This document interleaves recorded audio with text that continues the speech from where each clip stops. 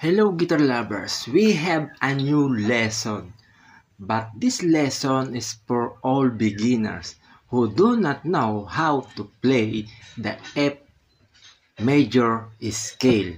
So if you are ready now and if you are a beginner, this is for you.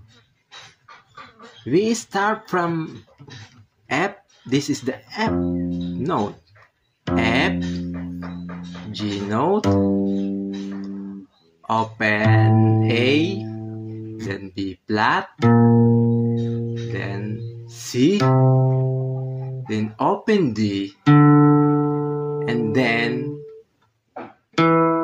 E note, and then the octave note of F. By the way, the notes of F major scale is F, G, A, B flat, C, open D, E, and then octave F. And that's the F major scale. So I hope you got this video and thank you for watching.